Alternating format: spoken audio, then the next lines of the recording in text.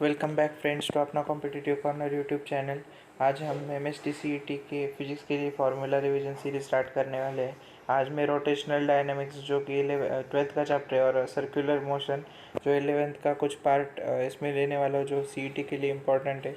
इसमें हम formula revision तो करेंगे, साथ में जो कंसेप्ट इम्पोर्टेंट है जिससे क्वेश्चन आते हैं MST CET में वो भी कवर करेंगे। ये बहुत शॉर्ट एंड प्रिसाइज होगा, जैसे आपका फास्ट डिवीज़न हो जाए। अभी सीट भी पास आ रही है, तो इसलिए हमने ये सीरीज़ लॉन्च किया। आपके हर रोज़ कम से कम 4 चैप्टर कवर होंगे, और उसके ऊपर अगर हमें पॉसिबल हुआ तो एक टेस्ट भी लेंगे हम, मतलब जो भी 4 चैप्टर हुए उसके important questions and challenging questions भी लेंगे। तो स्टार्ट करते हैं। तो स्टार्ट में हम लीनियर और सर्कुलर मोशन को ज़रा कंपेयर करके देखते हैं। जो हमारे पास लीनियर मोशन है वो वन डायमेंशनल मोशन है। यहाँ पे चीज़ें एक ही डायरेक्शन में प्रोसेस मतलब चलती है, और 2 या 3 डायरेक्शन नहीं होती, मतलब एक ही। जैसे सर्कुलर मोशन में आप देख सकते हैं कि ये 2 डायमेंशन है। यहाँ पे एक कार 2 डायमेंशन में रोटेट करके फिर लीनियर जा रही है, यहाँ से लीनियर आती है, यहाँ सर्कुलर मोशन परफॉर्म करती है, और यहाँ से फिर से लीनियर चली जाती है। तो इसके और भी पैरामीटर्स हम अगली स्लाइड में कवर करते हैं। अभी यहाँ पे हम लीनियर और सर्कुलर काइनेमेटिक्स को कंपेयर करेंगे। यहाँ पे जो यस है वो है linear displacement, V linear velocity, A linear acceleration, theta है angular displacement, omega angular velocity and alpha angular acceleration. इनको कंपेयर करने की ये रिलेशन से ये आपको ध्यान में रखने होंगे। इसमें एक कॉमन चीज़ क्या है कि अगर हम लीनियर जो क्वांटिटी है उसको अगर एंगुलर के टर्म्स में अगर हमें लिखना है तो हम उसको R से मल्टीप्लाई करते हैं। यहाँ पे R सब में कॉमन है। हम लेफ़्ट साइड में लेंगे लीनियर क्वांटिटीज़ और यहाँ पे लेंगे एंगुलर क्वांटिटीज़। इसको आप ध्यान में रख सकते हैं। ये 2 नंबर का जो एक्सप्रेशन है वो सबसे ज़्यादा यूज़ होगा, बाकी के तो यूज़ होते ही है, बट सेकेंड वाला सबसे ज़्यादा यूज़ होता है, जो कि relation between linear and angular velocity. तो अगली स्लाइड पे देखते हैं और फार्मूलाज। अभी यहाँ पे सेंट्रीपिटल फोर्स और सेंट्रीफ्यूगल फोर्स को हम कंपेयर करेंगे। सिर्फ फोर्सेस नहीं, हमारे पास एक्सेलरेशंस भी है, centripetal acceleration and centrifugal acceleration.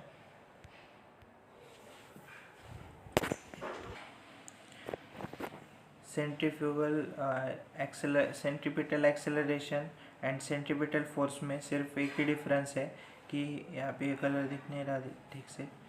यहाँ पे अगर हमें ऐसा इन दोनों को कंपेयर करना है तो बस सेंट्रीपिटल एक्सेलरेशन का जो इक्वेशन है उसको अगर हम मास से मल्टीप्लाई करते हैं तो हमें फोर्स मिल जाता है, क्योंकि हमें पता है कि फोर्स इज इक्वल्स टू क्या होता है, मास इनटू एक्सेलरेशन। तो ये यहाँ पे यूज़ करेंगे हम। यहाँ पे सेंट्रीपिटल एक्सेलरेशन का फॉर्मूला -v²r। ये माइनस को आप ध्यान में रखेंगे नहीं रखेंगे कोई फ़र्क नहीं पड़ता, क्योंकि हम ये मान सकते हैं कि साइन कन्वेंशन के अनुसार होता है कि सेंट्रीपिटल टूवर्ड सेंटर है तो उसको हम निगेटिव लेंगे, और अवे फ्रॉम द सेंटर कौन है सेंट्रीफ्यूगल, इसको हम पॉजिटिव लेंगे। ये बस ध्यान में रखिए, आपको ये साइन की वैसे भी कोई ज़रूरत नहीं होती। ये लीनियर फॉर्म में आ गया v²/r और एंगुलर फॉर्म में ω²r। ये माइनस आप रखिए या ना रखिए ध्यान में। और सेंट्रीपिटल फोर्स में बस आपको क्या करना है, जो एक्सेलरेशन की क्वांटिटीज़ है उनको मास से मल्टीप्लाई करेंगे। ऐसे सेंट्रीफ्यूगल में सेम है, बस यहाँ पे साइन चेंज होंगे, यहाँ पे निगेटिव है तो यहाँ पे पॉजिटिव होगा। ये सेंट्रीपिटल एक्सेलरेशन है, यहाँ A होना चाहिए, गलती से F लिख गया।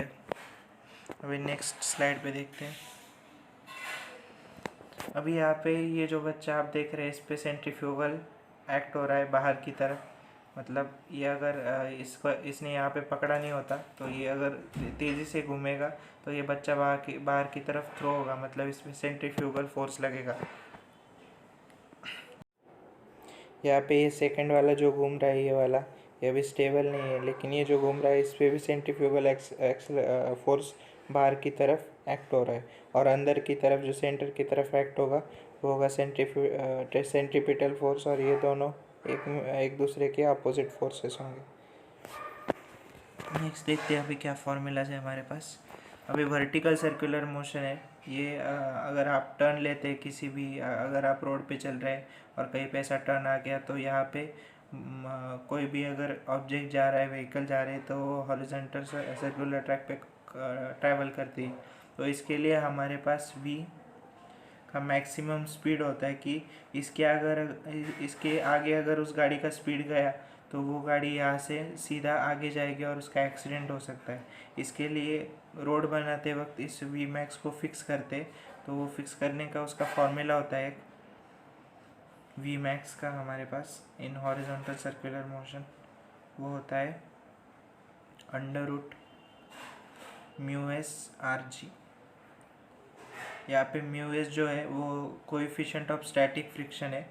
फ्रिक्शन हर गाड़ी के टायर और जो रोड है उनके बीच में जो फ्रिक्शन होता है उसका एक कोएफिशिएंट डिफाइन होता है, हर गाड़ी के लिए अलग होगा। यहाँ पे ये प्रॉब्लम आती है क्योंकि हर गाड़ी के लिए अलग होगा तो वी मैक्स भी चेंज होगा, हम एक डेफिनेट स्पीड नहीं रख सकते।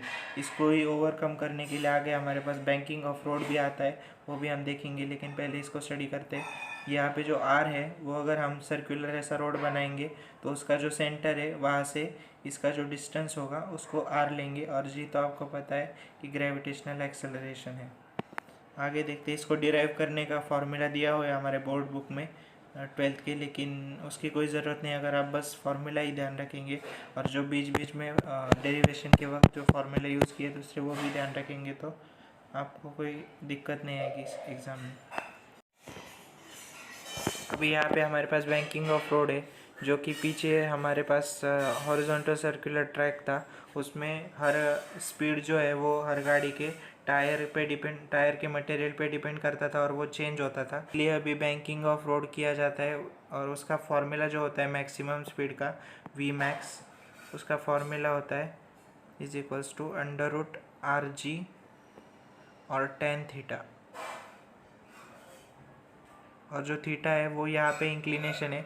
अब आप यहाँ पे सोच रहे होगे ये एक्चुअल में है क्या, ये ओरिजिनल जो रोड है उसकी पोजीशन है, लेकिन ये रोड बनाते हो क्या करते हैं वो ओरिजिनल पोजीशन से थोड़ा थीटा एंगल से रोड को इंक्लाइन करके थोड़ा ऊपर उठाते हैं। इसकी वजह से क्या होता है कि जो गाड़ी आती है वो इस ट्रैक के ऊपर से जाएगी तो उस मैक्सिमम स्पीड अगर वो रखेगी सर्टन, तो वो यहाँ से एक्सीडेंट नहीं होगा इसके लिए, और वो वी मैक्स स्पीड हर गाड़ी टू गाड़ी चेंज नहीं होगा, क्योंकि आप फॉर्मूले में देख सकते हैं कि कहीं पे भी म्यूएस नहीं आया है, मतलब हर गाड़ी टू गाड़ी ये चेंज नहीं होगा। और अगर आपको इस थीटा की वैल्यू निकालनी है तो बस इस फॉर्मूले को अरेंज करेंगे, हम दोनों साइड स्क्वायर करेंगे तो ये स्क्वायर आएगा, ये अंडर रूट निकल जाएगा, तो हमारे पास थीटा की वैल्यू का क्या आएगी = आएगा tan inverse v max square, अभी मैक्स नहीं लिखता हूँ मैं, v²/rg। फिर नेक्स्ट स्लाइड पे देखते हैं कि और क्या फॉर्मूला है हमारे पास। अभी हमारे पास सिंपल एंड कोनिकल पेंडुलम है। सिंपल पेंडुलम का आप यहाँ पे डायग्राम देख सकते हैं, ये बस अप एंड फोर्थ यहाँ पे ऐसा ऑसिलेट हो रहा है, लेकिन जो कोनिकल पेंडुलम होता है वो पूरा ऐसा नीचे सर्कुलर ट्रैक कवर करता है। अगर ये बॉब है यहाँ पे तो ये पूरा यहाँ से सर्कुलर मोशन कवर करता है, यहाँ पे हिंज होता है। तो इसके लिए दोनों के लिए फॉर्मूला ज़रा अलग अलग होते हैं टाइम पीरियड के। जो सिंपल पेंडुलम है उसके लिए टी का फॉर्मूला होता है 2π√L/g। एल क्या है यहाँ पे, जो स्ट्रिंग या रॉड है उसकी लेंथ है, और जी ग्रेविटेशनल एक्सेलरेशन। और वही अगर हम कोनिकल पेंडुलम में देखेंगे तो टी का फॉर्मूला आता है 2π√L, और यहाँ पे कॉस थीटा आ जाता है, बस एक कॉस थीटा ऐड हो जाता है, L cos थीटा अपॉन जी, तो यहाँ पे वैसे ही रहेगा। ये कॉस थीटा एंगल कौन सा है, ये जो उसकी अगर हम उसको डायरेक्टली नीचे ड्रॉप करेंगे, जो उसकी ओरिजिनल ये आएगी मिडल की हाइट आएगी उससे, और जो सर्कुलर मोशन की रेडियस वो परफॉर्म कर रहा है उसके बीच का जो ये एंगल होता है उसको थीटा लेते हैं हम, तो वही थीटा यहाँ पे यूज़ होता है। तो ये फार्मूला यहाँ पे बन के आ जाता है T = 2πL cos theta upon g. वही नेक्स्ट स्लाइड पे देखते हैं और फार्मूलाज। अभी नेक्स्ट टॉपिक जो हम पढ़ेंगे वो है वर्टिकल सर्कुलर मोशन। अब तक हम जो देख रहे थे वो हॉरिजॉन्टल सर्कुलर मोशन था जिसमें हर पॉइंट पे अगर हम वेलोसिटी देखेंगे यूनिफॉर्म, अगर सर्कुलर मोशन है तो हर पॉइंट पे वेलोसिटी सेम थी, मतलब यूनिफॉर्म थी। लेकिन अगर हॉरिजॉन्टल सर्कुलर मोशन हम देखेंगे तो यहाँ पे हर बार जी की वैल्यू चेंज होगी, यहाँ पे जी की वैल्यू अलग होगी, नीचे जाएंगे तो जी की वैल्यू अलग, यहाँ पे जी की वैल्यू अलग। लेकिन वैसा हॉरिजॉन्टल सर्कुलर मोशन में नहीं था, हर पॉइंट पे जी की वैल्यू सेम थी। तो इसमें कहाँ कहाँ पे कौन कौन सी वेलोसिटी की वैल्यू है वो देखते हैं अभी हम। अगर हम यहाँ पे टॉप मोस्ट पॉइंट पे देखें, उसको अगर हम वी टी से डिनोट करते हैं, वी टॉप मोस्ट, तो उसका जो फॉर्मूला होता है वो होता है under root r g. R होता है इसका रेडियस हॉरिजॉन्टल सर्कल का, सॉरी वर्टिकल सर्कल का, और जो जी जो है वो है ग्रेविटेशनल एक्सेलरेशन। अगर हम यहाँ पे लोअर मोस्ट पॉइंट की वेलोसिटी देखेंगे तो वी लोअर मोस्ट, उसका फॉर्मूला होता है अंडर रूट 5 आर जी। ऐसे अगर हम मिडल पॉइंट अगर यहाँ पे लेंगे और यहाँ के अगर हमें वेलोसिटी फाइंड करनी है यहाँ पे, तो उसका फॉर्मूला होता है v middle is equals to under root 3 r g. यहाँ पे अगर हम देखेंगे तो टेंशन जो होगा इस स्ट्रिंग में या फिर इस रॉड तो नहीं होगी, लेकिन स्ट्रिंग अगर होगी तो उसका टेंशन जो होता है वो डाउनवर्ड होगा। अगर यही बॉब जो है वो अगर यहाँ पे नीचे की तरफ आता है यहाँ पे, तो उसका जो टेंशन होगा वो अपवर्ड होगा। अगर ये पोजीशन है उसकी तो उसका टेंशन यहाँ पे अपवर्ड लगेगा। तो आप ये भी ध्यान में रख सकते हैं। और एक जनरल फार्मूला भी है कि टी जो ऊपर जब बॉब होगा या फिर ये ऑब्जेक्ट होगा वहाँ पे जो टेंशन है यानी t top minus t lower most is equals to always होता है 6 टाइम्स ऑफ एम जी। ये भी, इस पर भी डायरेक्ट क्वेश्चन आ चुका है सीईटी में, तो ये भी एक फार्मूला आप ध्यान में रखेंगे। अभी नेक्स्ट फार्मूलाज भी देखते हैं और क्या है।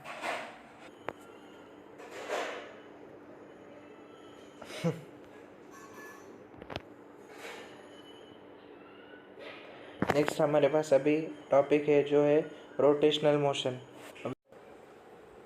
अभी हमने जो सर्कुलर मोशन पढ़ा वो इसी रोटेशनल मोशन का एक पॉइंट है। मतलब रोटेशनल मोशन की आप स्पेशल केस बोल सकते हो सर्कुलर मोशन को।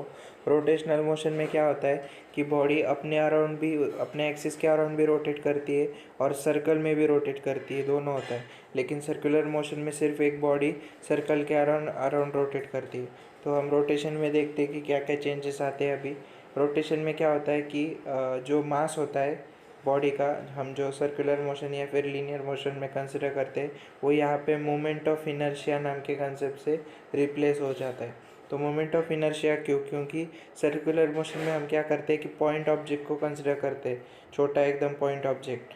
लेकिन जो रोटेशनल मोशन है इसमें हम ऐसा रैंडम मास, बड़े मास वाला ऑब्जेक्ट कंसिडर कर लेते हैं। इसीलिए हम जो ये बॉडी ली है उसको मास ना कहते हुए उसको मोमेंट ऑफ इनर्शिया कहते हैं, उसके एक्चुअल जो पार्टिकल प्रेजेंट है उसके अमाउंट को। अभी इसमें फार्मूलाज क्या क्या चेंज होते हैं वो देखते हैं। इसमें अगर हमें काइनेटिक एनर्जी लिखनी है तो हम लिखते हैं हाफ, ये क्या लिखा है, एक मिनट, ये यहाँ पे नहीं है, गलती से प्रिंट हो गया ये।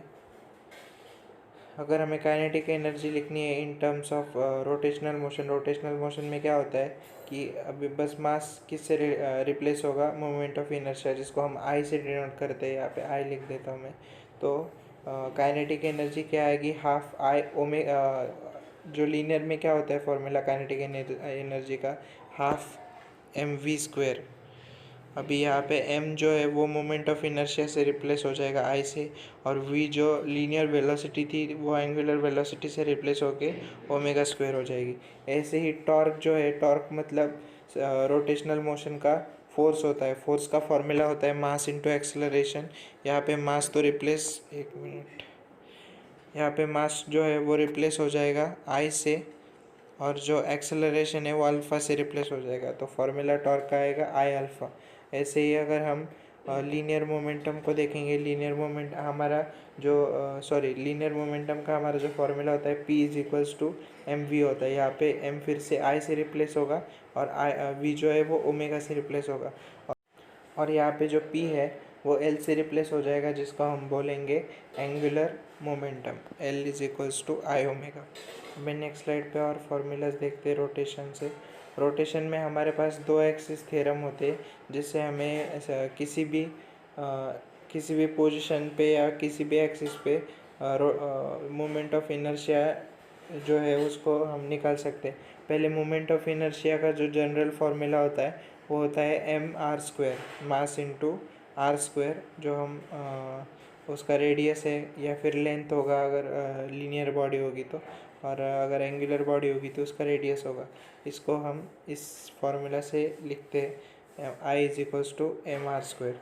अभी इसमें पैरेलल एक्सिस थ्योरम है, जिसमें अगर हमारा पास हम जो मोमेंट ऑफ इनर्शिया हर बार लिखते हैं वो सेंट्रल एक्सिस से पास होने वाला होता है, लेकिन हमें अगर एक्सिस इस तरह दिया हुआ है कि हमें बोला है कि टेंजेंट के वर्टिकल टेंजेंट है और उसके करस्पॉन्डिंग जो मोमेंट ऑफ इनर्शिया है वो निकालो, तो हमें उसका डायरेक्ट फार्मूला याद रखने की ज़रूरत नहीं है। हम क्या कर सकते हैं, जो एक्सिस का मोमेंट ऑफ इनर्शिया का जो ये लाइन देख सकते हैं आप, और जो वर्टिकल टेंजेंट है, ये दोनों एक दूसरे से पैरेलल है, तो हम अगर पैरेलल एक्सिस थ्योरम अप्लाई करेंगे तो हमें वो फार्मूला मिल सकता है। इसमें जो आई ओ है, मतलब जो हमें निकालना है, मतलब यहाँ से जो ये पॉइंट है इसका हमें निकालना है, तो ये आई ओ आएगा जो कि हमें निकालना है, और आई सी क्या है जो हमें पता है सेंट्रल एक्सिस से, और एम जो है मास, जो पूरी बॉडी है उसका मास एम, और एच जो है वो इन दोनों के बीच में जो डिस्टेंस है उसको हम एच लिखेंगे। तो ये पूरा फॉर्मूला आता है। इससे आप किसी भी अगर पैरेलल होगा वो एक्सिस सेंट्रल एक्सिस से, तो उसका आप मोमेंट ऑफ इनर्शिया निकाल सकते हैं। अभी परपेंडिकुलर एक्सिस देखते हैं क्या होता है। अभी परपेंडिकुलर एक्सिस में क्या होता है, अगर कोई बॉडी है उसके सेंटर से अगर एक्सिस जा रहा है, इसका हमें पता है moment of inertia central axis से, लेकिन कोई ऐसा डायगोनली एक्सिस है जो कि परपेंडिकुलर होगा इस एक्सिस से, उसका अगर मोमेंट ऑफ इनर्शिया उसके करस्पॉन्डिंग निकालना है तो उसका भी फार्मूला रखने की ज़रूरत नहीं है हर शेप के लिए।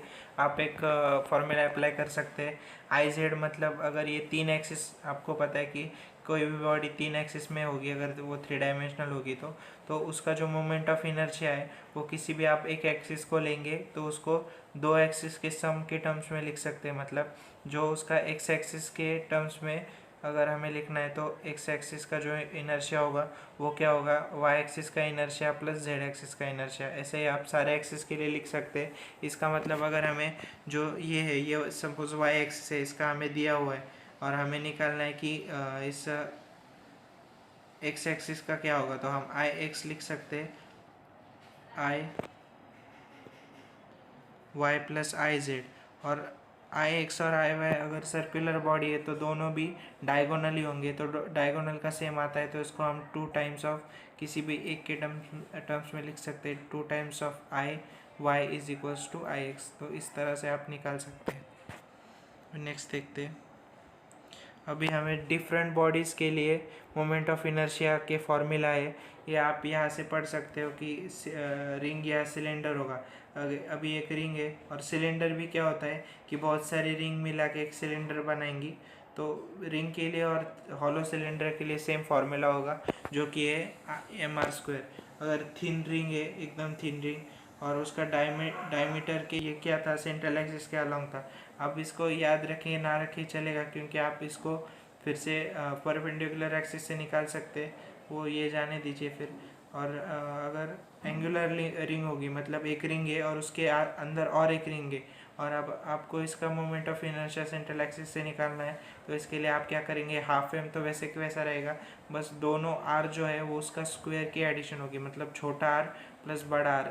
जो छोटा यहाँ पे जो छोटी रिंग है उसका रेडियस प्लस बड़े रिंग के रेडियस का स्क्वायर, ये यहाँ पे आएगा। और देखते क्या फॉर्मूला है हमारे पास।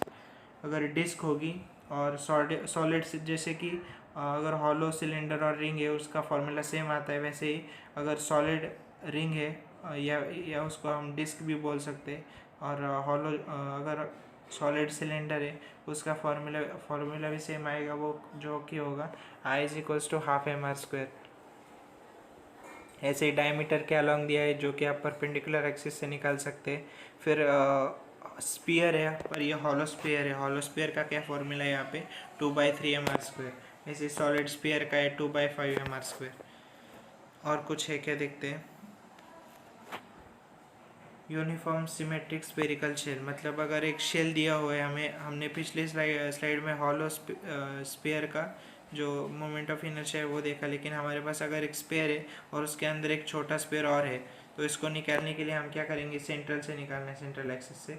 तो उसका फॉर्मूला है 2/5 m R2 माइनस R1, मतलब बड़ी रेडियस माइनस जो बड़ा स्पेयर है उसकी रेडियस माइनस छोटा स्पेयर की रेडियस, उसका रेस टू 5 करेंगे। आप यहाँ पे देख सकते हैं, यहाँ पे R2 race to 5 minus R1 raise to 5, और नीचे जो है वो है R2 raise to 3 minus R1 raise to 3, मतलब बड़े रेडियस का क्यूब माइनस छोटी रेडियस का क्यूब नीचे, और बड़ी रेडियस रेस टू 5 माइनस छोटी रेडियस रेस टू 5 ऊपर। अगर रॉड का निकालना है तो रॉड का अगर हम बीच में से जो एक्सिस जाता है उसके अलॉन्ग निकालेंगे तो आएगा 1/12 ml²। यहाँ पे L लिखेंगे, R नहीं लिखेंगे क्योंकि लीनियर बॉडी और उसकी लेंथ होगी ना कि रेडियस होगा। अगर अगर एक्सिस मतलब एक पॉइंट के अलॉन्ग अगर हम एक्सिस कंसिडर करेंगे, वहाँ से अगर हम इस रॉड को रोटेट करेंगे तो उसका फॉर्मूला आता है 1/3 mr²। ऐसे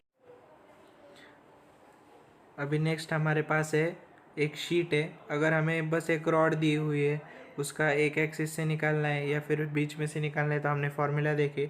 लेकिन ऐसी 4 रॉड मिलाएंगे और उसका 3 डायमेंशनल फिगर बनाएंगे तो उसका फार्मूला आता है 1/12 ml² प्लस b², मतलब लेंथ जो है उसका स्क्वायर प्लस ब्रेथ का स्क्वायर। और देखते हैं क्या, uniform solid right circular cone, ये पता नहीं क्यों दिया है, इस साल नया इंक्लूड किया है एनसीईआरटी से, तो ये आने की प्रोबेबिलिटी बहुत कम है। मुझे तो लगता है नहीं आएंगे ये 2 शेप, लेकिन फिर भी आप रेफरेंस के लिए ये फार्मूला ध्यान में रख सकते।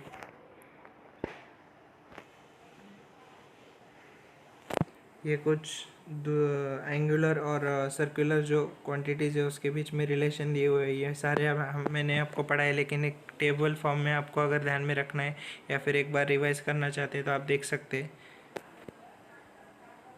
इसका स्क्रीनशॉट भी ले सकते हैं अगर आपको चाहिए तो। सारा जो पूरा चैप्टर का आपसे देख सकते हैं समरी की, सारे फार्मूले की समरी है यहाँ पे। Next, so thanks for watching the video. कल मैं आपको फ्लूइड के और एक चैप्टर थर्मोडायनेमिक्स या फिर केटीजी के कोई फार्मूला, अगर जिनके दो छोटे चैप्टर हैं उनको मिक्सअप करके 2 चैप्टर के फार्मूला रिवीजन कराऊंगा। अभी इसके बाद इलेक्ट्रोस्टैटिक का फार्मूला रिवीजन आने वाला है 9 बजे, तो वो भी देखना मत भूलिए। और यहाँ पे आने के लिए थैंक यू। फार्मूला रिवीजन आपकी ऐसे ही चलती रहेगी, और टेस्ट पे अगर आज हमें पॉसिबल हुआ तो हम प्रोवाइड करेंगे आपको। So thanks for watching, thank you.